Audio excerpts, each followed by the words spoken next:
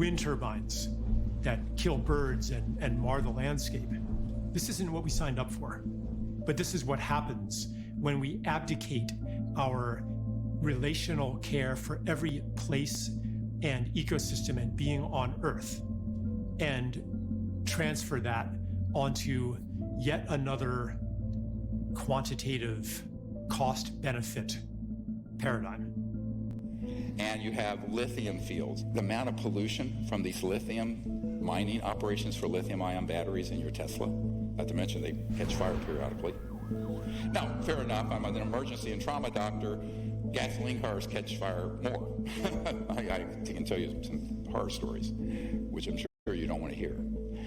And then we have this whole morass of how we're living, on wires that we haven't needed. And so the entire system is set up to benefit a relatively small number of global oligarchs and financial interests that we absolutely have to say enough. They've had 150 years to do this. If we want to live among other life in the future and not in a concrete hellscape where we retreat into virtual worlds to compensate for the loss of what is alive, then we have to change our ways. And we have to start acting from our care for life. Most of you know that there are these nanoparticulate plastics that are in the entire food chain. They cause cancer, they disrupt hormones, they damage your brain. And why? Well, if we had quote-unquote free energy systems from what we're going to describe as zero-point energy field, you would never have to have anything wasted because you have 100% recycling because the cost of the energy would be zero.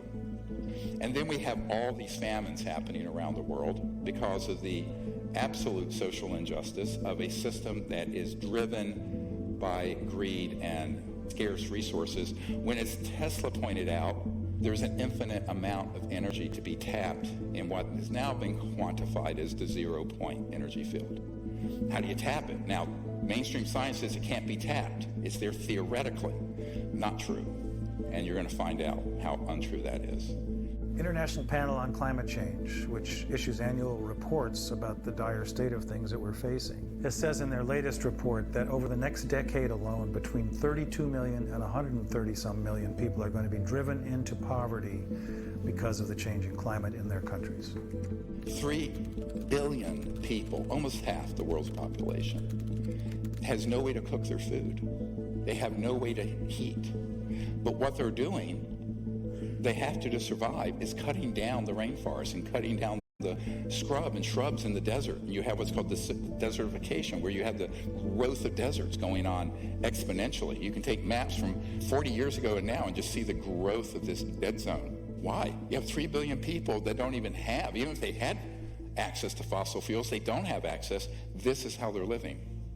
It's not only that 3 billion people don't have access to energy sources, it's also that their way of life is under constant assault by our own, primarily through the financial system that imposes debt through development loans and other mechanisms on most of the world, who then must, in order to meet the debt payments, must convert their environment into commodities and their time and energy into labor for the global marketplace.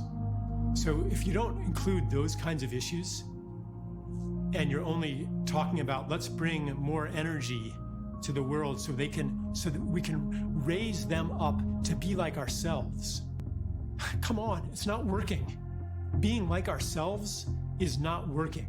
Look at the depression, look at the suicide, look at the addiction, look at the obesity, look at the despair. This is not a fit destination to evangelize throughout the world. We need some humility here. The dire emergency in East Africa, the drought there exacerbating the hunger crisis. As many as 20 million people could be starving by the middle of this